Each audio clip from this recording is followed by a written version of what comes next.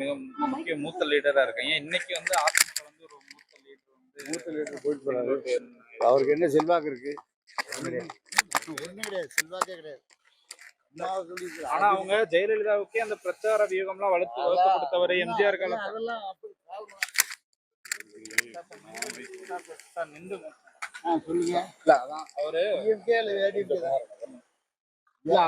என்ன சொல்றேன்னா அதிமுக திமுக மட்டும்தான் ஆளணுமா, புதிய கட்சிகள் ஆளக்கூடாது. திமுக ஆட்சி மலரும். சார் இவர் இப்ப செங்கோட்டையன் போனது வந்து விஜய் கட்சிக்கு ஒரு பலமா இருக்கும். சும்மா யார் வந்தா விஜய் கட்சிக்கு? ஒரு செங்கோட்டையன் போனது விஜய் வெளியே வர மாட்டேங்கிறாரு. அவர் பத்தி நம்ம ஏன் பேசிக்கிறோம்? விஜய் வரும்போது பேசிக்கிறோம். யார் எம்ஜிஆர் ஆக முடியாது. எம்ஜிஆர் வந்து 30 வருஷம் திமுக இருந்தார். அதனால அவர் வந்து சைன் பண்ணார். இவங்கெல்லாம் யாரு? நடிகர்கள் எல்லாரையும் தான் பார்க்க வர்றாங்க. அப்ப பலன் அளிக்காதா சார் செங்கோட்டையனோட அந்த?